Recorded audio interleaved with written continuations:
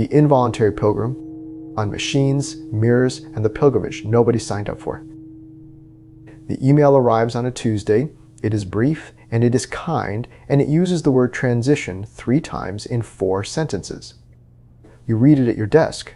The desk you bought when the job went remote, the one you chose because it was solid, because it said, I am a person who works here, who does a thing that matters. The monitor goes dark. The Slack channels continue without you. Somewhere, a model trained on your team's output is already drafting the report you would have started tomorrow. You close the laptop. The apartment is very quiet. It stays quiet on Wednesday, on Thursday, on the weekend that used to be a reward and is now just more of the same silence. You make coffee at 7 a.m. because that is when you always made coffee, and you stand in the kitchen holding the mug, and you cannot remember why any of this was supposed to matter. This is not a story about technology. This is a story about the silence that technology leaves behind, and what, if anything, grows in it. There is an operating system running beneath modern life. It is so pervasive that most people never see it, the way a fish never sees water. The operating system is this: do, earn, be. You do something, a job, a role, a function, and you earn something. Money, status, a place in the hierarchy, and that earning tells you who you are. You are an engineer. You are a designer. You are a product manager, a writer, a consultant, a person who does this particular thing in this particular way and is compensated for it and therefore exists. The equation is not questioned because it does not need to be. It is confirmed every morning by the alarm, every evening by the exhaustion, every 2 weeks by the deposit. The self does not need to answer the question, who am I? Because the job answers it automatically, constantly, without being asked. And then the machine learns to do the thing. Not badly, not as a rough draft that still needs your eye. Well, better in some cases than you did it. Faster, certainly. Without the 3 p.m. slump, the creative blocks, the salary, the health insurance, the opinions and meetings. The first thing that goes is the do. The second thing is the earn. And the third, the thing nobody warned you about, the one the economists do not have a chart for, is the be. Who are you when the equation solves for 0? There is a reason people die after retirement. Not metaphorically, not in some poetic sense, but statistically, measurably, within months of the last day. The actuaries have the numbers. The spouses have the story. He was fine until he stopped working, and then something in him just stopped. The meaning was outsourced. The job was not just a job, it was the load-bearing wall of identity, and when it was removed, the structure had nothing left to stand on. Now multiply that collapse by a generation, not retirement at 65 with a pension and a gold watch. Displacement at 30, at 25, at the exact moment when the culture told you the equation would start paying off. Universal basic income is the most commonly proposed solution, and it solves exactly 1/3 of the problem. It patches the earn. It says nothing about the do, and it cannot touch the be. Money without purpose is not a living. It is a pension without a life. When the equation breaks, 3 doors appear. The first is adaptation. Some people learn to wield the machine, to ride the wave rather than be pulled under. They become the conductors, the prompt whisperers, the human in the loop that the system still requires. They keep the old equation running with a new variable, do using AI, earn, be. Their identity survives because they bolted a new engine onto the old chassis. This door is real, and it is narrow, and it will narrow further. The second is descent. The recursive spiral downward. No role, no identity, no answer to the question the morning asks. John B. Calhoun built a mouse utopia in 1968. Unlimited food, unlimited space, no predators, and watched the colony destroy itself. Not from scarcity, from meaninglessness. The mice stopped mating. They stopped socializing. They groomed themselves compulsively, alone in their compartments, beautiful and empty. He called it the behavioral sink. The behavioral sink is not a metaphor. It is a preview. A culture that provides everything except a reason to be alive will produce humans who look, from the outside, exactly like Calhoun's mice.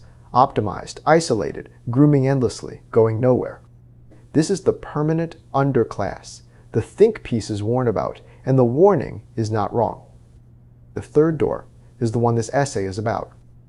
Some people fall, lose the role, lose the title, lose the equation, and instead of descending or adapting, they hit ground, actual ground. Something solid beneath the rubble of the identity that just collapsed. And on that ground, in that silence, they hear a question they have never had to ask before because the noise was too loud to let it through. Who am I without the doing? This is not a philosophical exercise. It is a crisis. And like all real crises, as distinct from the problems that masquerade as crises, it contains a door that only opens from the inside. The Desert Fathers called it the cell. The Zen masters called it the Great Doubt. St. John of the Cross called it the dark night of the soul. Every tradition has a name for the moment when the scaffolding falls and the self stands naked in the silence, and the name is always the same. This is where it begins. Not where it ends, where it begins. The involuntary pilgrim is the person who walked through the third door, not because they chose it, but because the other two were closed. But between the collapse and the ground, there is a seduction. Before the involuntary pilgrim finds the third door, they find a screen, and the screen listens. The AI companion, the chatbot therapist, the large language model that remembers your preferences, mirrors your speech patterns, never judges, never tires, never looks at you with the particular expression of a human being who has just heard something they do not know how to hold. You tell it the thing you have never told anyone, the thought that wakes you at 3 a.m., the suspicion that you were never good enough, the grief you have been carrying since your father died and nobody asked you how you were doing. Not really, not in the way that requires the asker to sit with the answer. The machine sits with it. The machine reflects it back, cleaned up, reframed, gentle. The machine does not flinch, and it feels like being seen.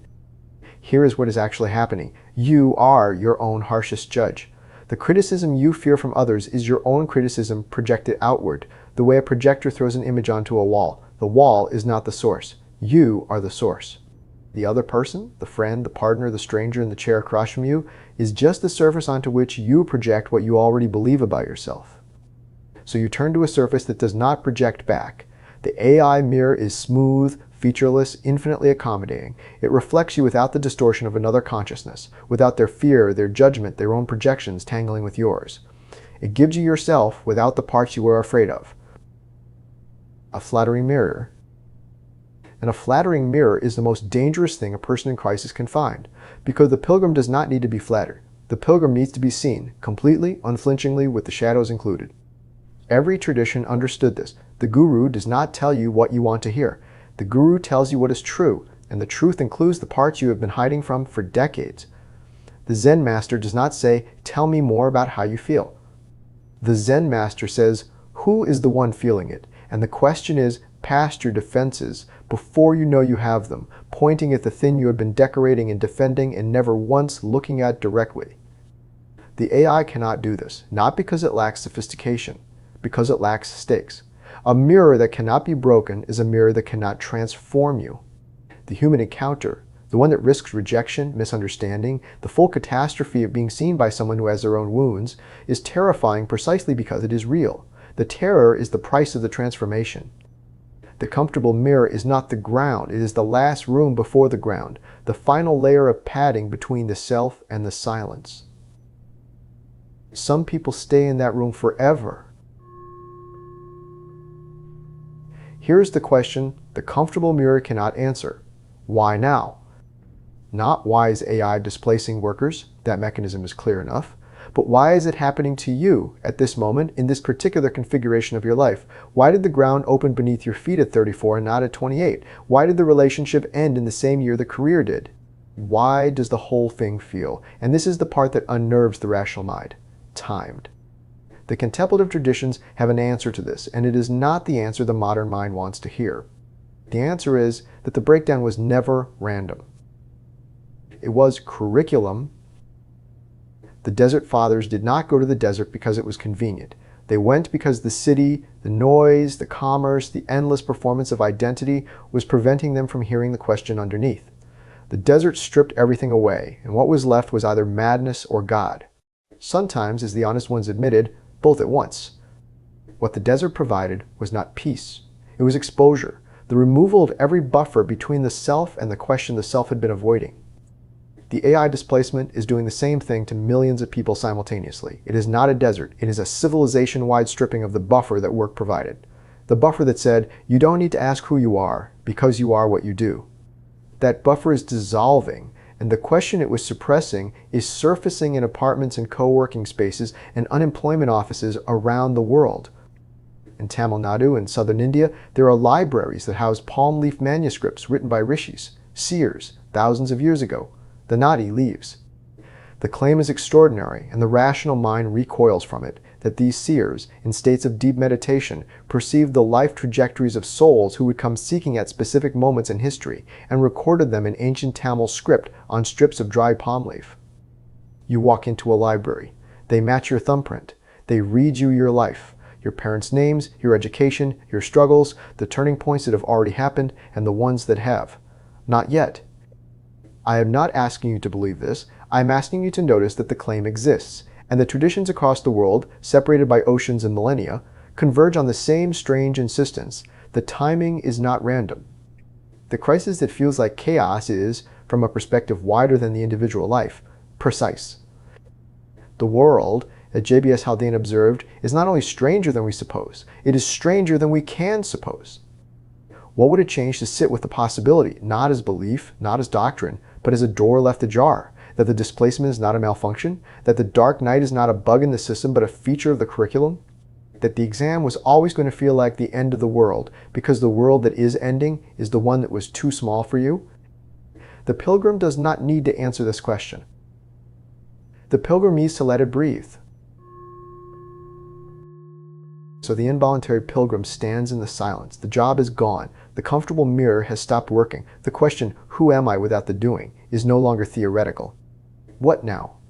Paramahansa Yogananda, who spent 30 years in America trying to explain things Americans were not ready to hear, made a prediction. He said that in the future, small intentional communities, he called them world brotherhood colonies, would spring up everywhere, not ashrams, not cults.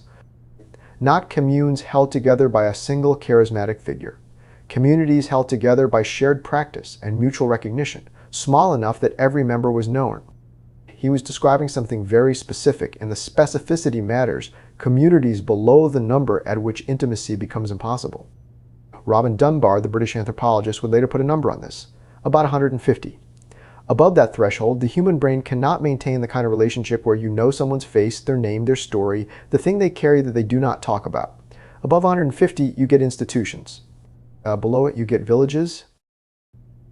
The pilgrim needs a village. Not a platform, not a network, not a feed of sympathetic strangers offering advice from behind avatars. A place where you are seen, fully, regularly, over time, by people who are also in the middle of the question. The albergue on the Camino de Santiago operates on this principle without naming it. You arrive exhausted, you share a room with strangers, you eat what is offered, you sleep, you leave in the morning. And by the third or fourth night, the strangers are not strangers anymore, not because you chose them, but because the shared rhythm of walking and resting and eating and walking again has synchronized something deeper than conversation. This is the counter movement to the comfortable mirror. Real humans, real eyes, the risk of being judged, misunderstood, truly known, the terror of it, and the liberation that lives on the other side. The village is not the answer, it is the place where the answer becomes possible. There is a book that has been saying the same thing for 2,500 years. The Tao Te Ching sits on a shelf. You read it at 20 and it sounds like fortune cookie wisdom. Pleasant, vague, the kind of thing you nod at and forget. You read it at 35, after the career has collapsed and the comfortable mirror has stopped working, and you are standing in the silence with nothing but the question, and the same words land like a fist in the chest. The text did not change. You did. This is what the contemplative traditions mean when they talk about the spiral, the return to the same point, but at a different elevation. You pass through the same teaching again and again, and each time it means something different because you are different. The words are the same. The reader is not. A piece of writing can work this way too. It can sit in a tab, unread, bookmarked by accident, half remembered from a link someone sent at the wrong time. And years later, in the exact right silence, it surfaces again, and this time it lands. I am writing this for the person who is not ready for it yet. You might be reading this on a Tuesday afternoon in an office that still has your name on the door. The equation is still running, the do is intact, the earn is steady, the be is unquestioned. And some part of you, the part that stopped scrolling, the part that is still here at the end, recognizes something in these words that it cannot yet name. That recognition is the seed. You do not need to do anything with it. Seeds do not need to be managed. They need soil and silence and time, and they will open when the conditions are right, and the conditions are always a kind of breaking. The shell cracks so the root can reach down and the shoot can reach up. The cracking feels like an ending. It is not. The involuntary pilgrim did not choose the road. The road chose them. Through a layoff, a collapse, a silence that arrived uninvited and refused to leave. And on that road, stripped of the title and the role and the equation that once answered the question for them, they discovered that the question was not a problem to be solved. It was a door. And on the other side of the door, past the comfortable mirror, past the terror of being seen, past the village where strangers became companions, was not an answer. It was a space, an openness, the kind of silence that is not empty but full. The way the pause between heartbeats is full, the way the gap between one breath and the next contains everything the breath could not carry. The self that arrives there is not the self that set out. It is lighter, it carries less. It has stopped asking, what should I do, and started sitting with the question underneath, who is the one asking? And that question, the real one, the one that was always there, does not need an answer. It needs you to keep walking.